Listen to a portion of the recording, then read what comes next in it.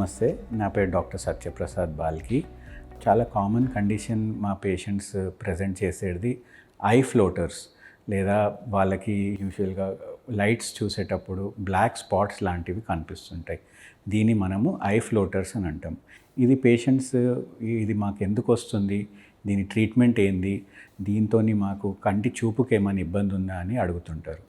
I floaters అనేది first of all దాన్ని I anatomy అర్థం చేసుకోవాలంటే మన ఐకి ఆ షేప్ ఇచ్చేది ఒక జెల్ లాంటి పదార్థం మన కన్నులో దానికి ఐకి షేప్ ఇస్తుంటుంది.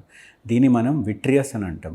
విట్రియస్ అంటే ఒక ప్రాబ్లీ ఎగ్ వైట్ లాంటి జెల్ ఉంటుంటుంది అనమాట మన కన్నులో. ఇది ట్రాన్స్పరెంట్గా ఉంటుంది, కానీ కొన్ని కారణాల వల్ల దీని ట్రాన్స్పరెన్సీ పోతుంటుంది అనమాట.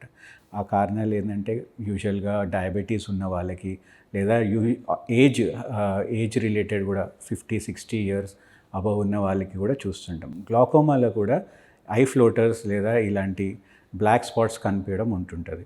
ఎప్పుడైతే లైట్ స్పాట్స్ మీద పడుతుంటుందో దీని షాడో మనము చూస్తుంటాం. ఇది జెల్లో ఉన్నందుకు మనకి ఇది కదులుతూ ఉంటుంటుంది, ఐ మూమెంట్స్తోని కదులుతుంటుంది.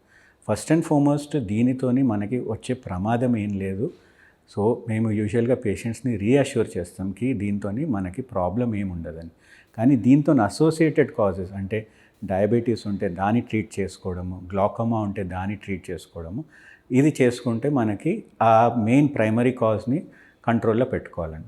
ఐ ఫ్లోటర్స్ అనేది ఎవరికైనా రావచ్చు, వచ్చినా కానీ కూడా ఇబ్బందికరంగా ఏమీ ఉండదు. ఇది ఒక లిమిటెడ్ కండిషన్ అన్నమాట. ఎలా వస్తుందో అలానే మనకి అలవాటు అయిపోయి దీన్ని పర్సెప్షన్ చేయడం మనం తగ్గిస్తూ ఉంటుంటాం అన్నమాట. సో దీంతో విజన్ లేదా చూపు తగ్గడం అనేది ఉండదు. ప్రైమరీ కాజ్ అనేది ట్రీట్ చేసుకుంటే ఐ ఫ్లోటర్స్ కూడా కంట్రోల్లోకి వస్తాయి. ట్రీట్మెంట్ పరంగా ఓన్లీ ఎక్స్క్లూజివ్ ఐ ఫ్లోటర్స్ ఉంటే కొంతవరకు యాంటీఆక్సిడెంట్ ట్యాబ్లెట్స్ ఏదైతే మేము సప్లిమెంట్ ఇస్తామో దానితోని కూడా ఐ ఫ్లోటర్స్ తగ్గే ఛాన్స్ ఉంటుంటుంది.